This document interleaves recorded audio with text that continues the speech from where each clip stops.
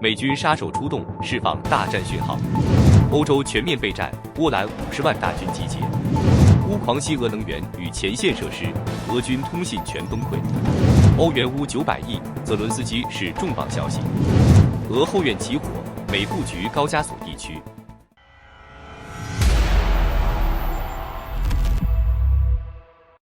中东局势持续升温，美军正加速在区域内集结强大战略打击力量。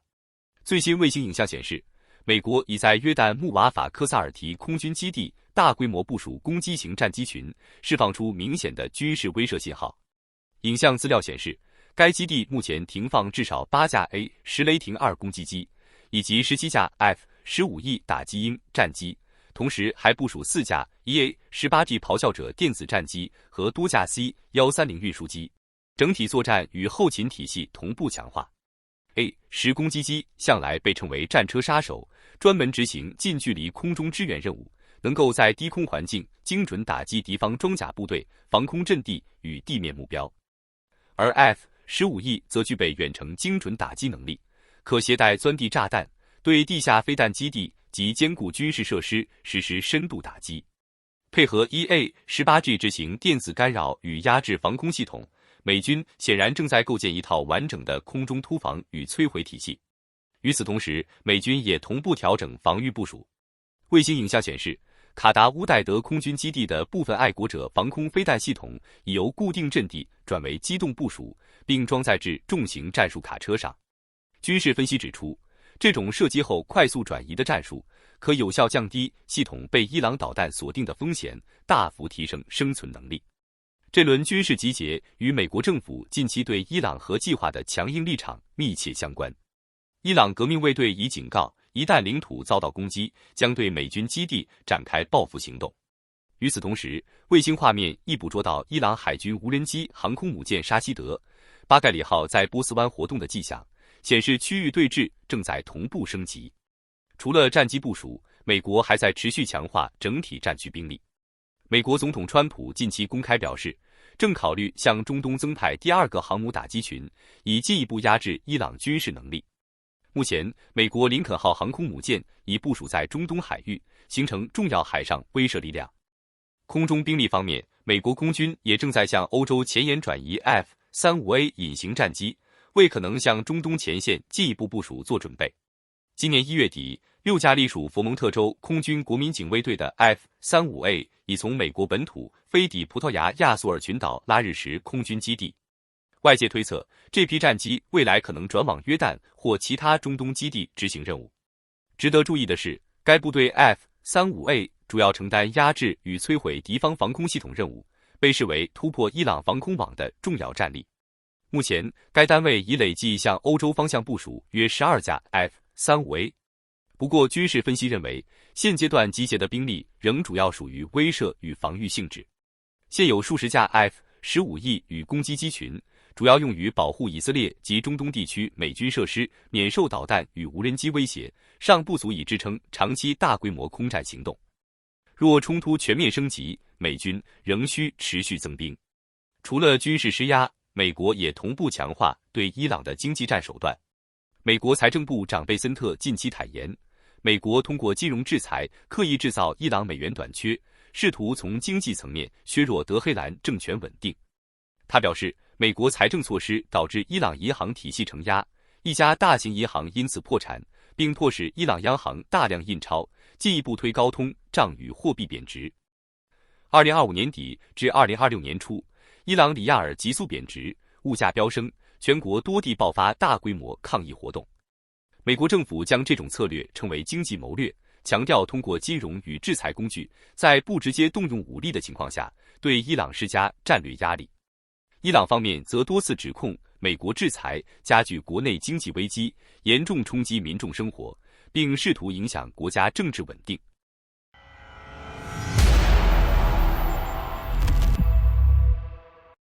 最近，欧洲局势并不太平，波兰国防体系的一连串举动引发了欧洲安全领域的高度关注。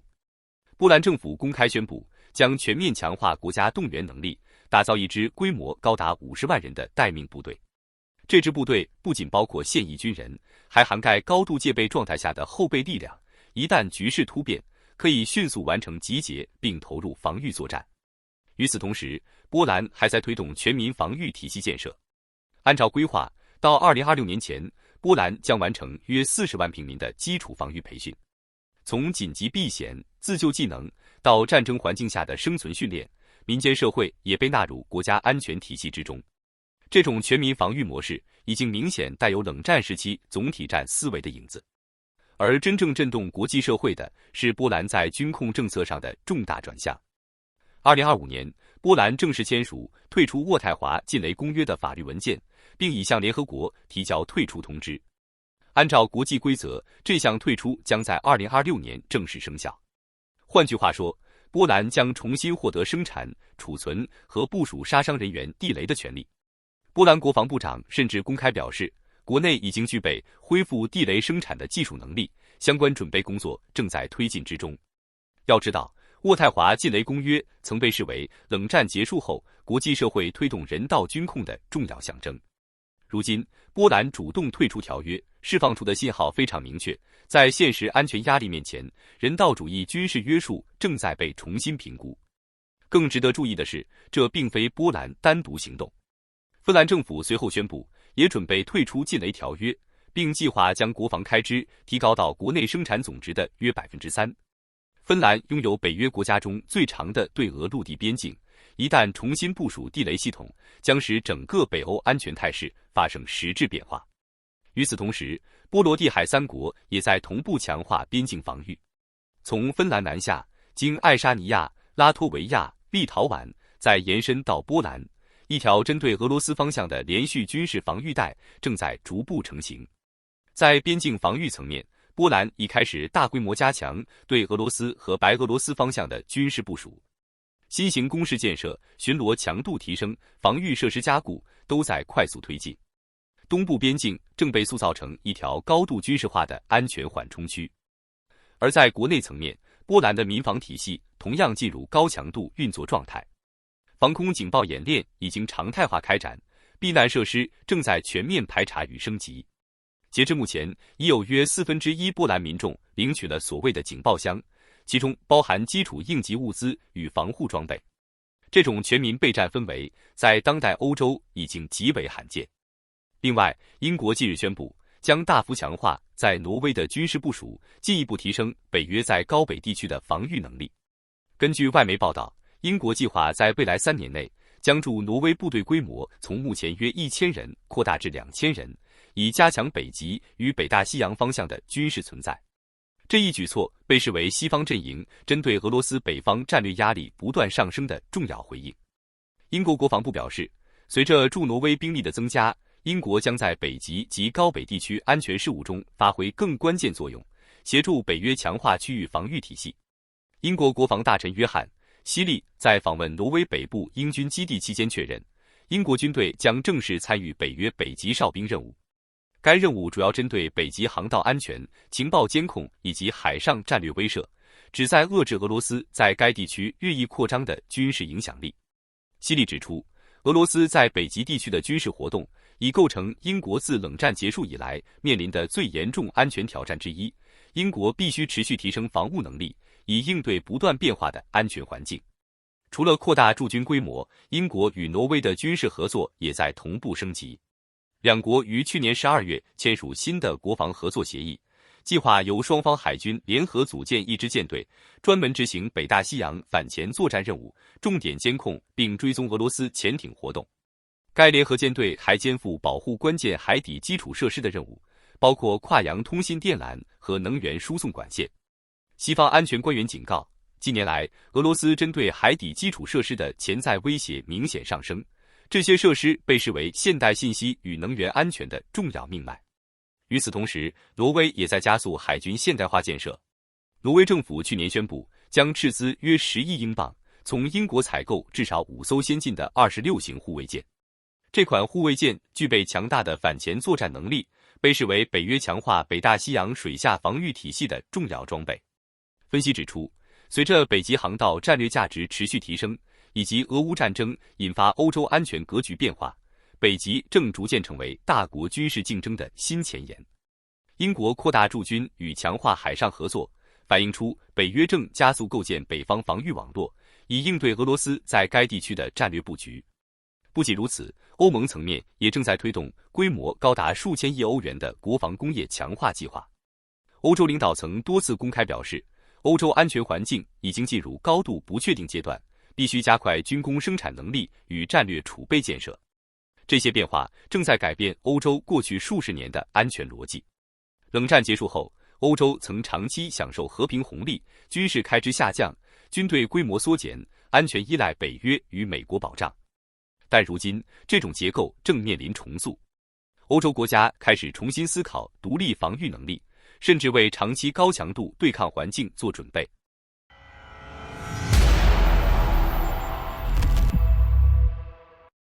欧洲在支持乌克兰的道路上迈出关键一步。当地时间2月11日，欧洲议会正式批准向乌克兰提供900亿欧元援助，其中600亿用于国防采购，300亿用于宏观财政预算。投票结果显示，458名议员支持，只有140人反对，44人弃权。这笔援助虽然以贷款形式呈现，但乌克兰仅在收到俄罗斯战争赔款后才需偿还，本质上相当于无偿支持。与此同时，乌克兰最早有望于2027年融入欧盟，尽管不会立即获得全部会员权。这意味着基辅在获得财政与安全保护的同时，还需要逐步完善制度建设和国家治理，以满足欧盟标准。分析人士认为，乌克兰加入欧盟已成大势所趋，但过程不会一蹴而就。北约方面也在持续强化对乌克兰的军事支持。即将在布鲁塞尔召开的防长会议预计将宣布为乌克兰采购更多美制武器。目前通过 Pro 倡议，北约已向乌克兰提供约45亿美元援助，用于购买美军装备。英国金融时报2月11日还披露重磅消息，乌克兰总统泽连斯基计划在2月24日，俄罗斯全面入侵乌克兰满4周年当天，正式宣布启动总统大选，并同步推动俄乌和平协议全民公投。这项在战火中推进的政治安排，被视为俄乌战争可能迈向关键转折的重要信号。多名乌克兰与西方官员透露，基辅当局已开始筹备相关选举机制，并计划在5月15日前完成总统选举与和平协议公投。这一时间安排与美国推动的停战进程高度一致。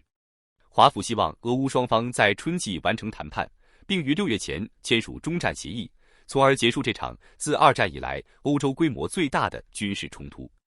消息指出，美国政府向乌克兰施加明显压力，要求尽快推进投票程序，否则可能影响未来安全保障支持。美国方面认为，战时选举与和平公投不仅有助于强化协议合法性，也能巩固乌克兰民主制度，为战后安全架构奠定政治基础。泽连斯基自2019年当选总统后，其任期因战争爆发及全国戒严法持续延长，乌克兰已近5年未举行全国性选举。如今在战争尚未结束，约20%国土仍被俄罗斯控制，数百万民众流离失所的情况下，重启选举执行难度极高。包括海外难民投票机制、前线军人投票安排以及战时法律修订都将成为重大挑战。不过，将总统选举与和平协议公投捆绑推进，也被外界视为泽连斯基的重要政治布局。一方面，此举可将和平决定权交由全民裁定，提高协议的合法性与民意支持，降低政府单方面签署协议的政治风险；另一方面，也有助于在长期战争疲劳背景下重新凝聚社会共识。尽管战争持续消耗国内政治与经济资源，泽连斯基整体支持度仍保持相对稳定，其战时领导形象在国内与西方阵营中仍具较高认可度。然而，分析人士指出，该时间表仍存在高度不确定性。俄乌谈判进展、俄罗斯总统普京的立场以及战场局势变化，都可能直接影响选举与公投的实际执行。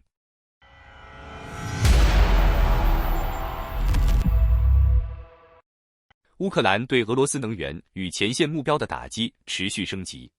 当地时间2月11日夜间，乌军向伏尔加格勒发动大规模无人机袭击，首当其冲的目标是该市炼油厂。防空系统虽全力运作，但上空仍不断传来爆炸声。目击者视频显示，油厂火光冲天，黑烟弥漫，夜间可见火势持续蔓延。这是自俄乌能源停火协议破裂以来，乌克兰对俄炼油厂的最大规模攻击。乌克兰总司令瑟尔斯基指出，远程打击已导致俄军石油加工量下降约 19%， 能源系统承受重大压力。另外，在克里米亚临时占领区洛巴诺维附近，一处燃料与润滑油仓库被摧毁。与此同时，乌军对俄罗斯边境前线的攻击同样猛烈。库尔斯克地区的乔特基诺附近，乌军摧毁了俄军指挥点和无人机阵地，苏贾重镇也再次遭到袭击。别尔哥罗德的亲乌克兰游击武装卢奇宣称摧毁了俄军2台燃气轮机。布良斯克地区维戈尼奇市的变电站也遭破坏，部分地区被迫计划性停电。当前，乌克兰的行动覆盖能源、指挥通信与电力系统等关键基础设施，显示出战场策略已从前线作战向深层次打击俄军后勤和能源能力全面延伸。乌克兰战场上，乌军无人系统部队在顿涅茨克州和赫尔松州的俄军临时占领区展开打击行动，成功摧毁4套俄罗斯地空导弹系统，其中包括3套道尔和1套黄蜂防空系统。在扎波罗热地区，一名乌克兰无人机操作员正在监视一门已经被烧毁的俄罗斯220毫米 BM-27 飓风一多管火箭炮，其底盘型号为 BAS-69092。与此同时，乌克兰空军一架米格29 MU1 战斗机使用法国提供的 AASM 铁锤制导炸弹，对扎波罗热前线的一处俄军基地实施精确打击，并将其摧毁。另外，继星链网络被切断后，俄罗斯突然封禁 Telegram， 导致前线俄军陷入全面通信恐慌，士兵甚至直接向普京发出警告，称既然夺走我们的保命工具，那就自负后果。这场危机来得猝不及防。此前，俄军依赖黑市星链维持指挥联络，但 SpaceX 与乌克兰联手封锁了数千终端，指挥系统一度瘫痪。Telegram 成为他们最后的通信渠道，但也随之被封禁。对前线士兵而言， Telegram 不仅是社交工具，更是传递军情、协调行动和实时预警无人机袭击的关键平台。失去它，意味着无法及时获得情报和支援，战场生存能力大幅下降。消息传开后，前线士兵怨声载道，通信中断已被视作送命信号。星链断供， Telegram 封禁，俄军信息链彻底崩塌。面对无人机威胁和前线压力，士兵的恐惧和愤怒达到了顶点。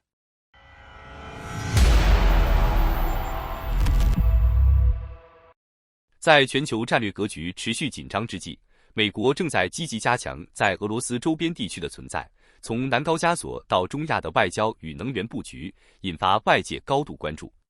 分析人士认为，这种布局可能逐步削弱俄罗斯在传统势力范围的影响力，同时提升美国盟友的战略自主性。近期，美国副总统万斯访问亚美尼亚首都埃里温，并与当地政府就能源合作展开讨论。据报道，美国可能借助123协议向亚美尼亚出口核技术与设备，并签署潜在的长期燃料与维护合作合同。虽然具体金额和合同细节尚未完全公开，但专家指出，这种合作若落实，将进一步强化亚美尼亚在能源自主方面的能力，同时限制俄罗斯在该地区的影响力。亚美尼亚总理帕西尼扬表示，该合作有助于深化亚美尼亚与美国的能源伙伴关系，并为未来新核反应堆建设提供可能选择。外界分析认为，如果美国参与亚美尼亚新反应堆的建设，这将成为美国在南高加索地区的重要战略布局。在地缘政治层面，美国与亚美尼亚、阿塞拜疆关系改善也被视为影响俄罗斯传统战略空间的重要因素。去年，亚美尼亚与阿塞拜疆达成和平协议，外界认为美国在幕后提供了外交推动和经济支持，试图稳定南高加索局势，并增强区域互联互通。例如，分析人士指出，若未来实现从亚美尼亚南部穿过赞格祖尔走廊的经济与交通联通，将有助于阿塞拜疆与纳西切万、土耳其形成更紧密联系，同时绕开俄罗斯和伊朗的战略制约。总体来看，美国在南高加索的布局，既是对俄罗斯在该地区影响力的战略制衡，也体现了美国通过能源、基础设施与外交手段提升盟友自主能力、增强区域安全的整体策略。分析人士认为，这一趋势显示，美国正努力构建一个更有弹性、更能自我防御的地区格局，同时为盟友创造经济与战略繁荣的空间。好的，感谢您一口气看到最后了，这是对我们最大的鼓励和支持。要看最全面、最及时准确的战场热点报道更新，就请每日锁定新冷战情势。如果您喜欢我们的节目，也请您点赞、留言、订阅，把视频分享出去，让更多的人看到这个节目。想要赞助我们的朋友，可以打开超级感谢打赏赞助，帮助我们能持续做出更多好节目。谢谢大家。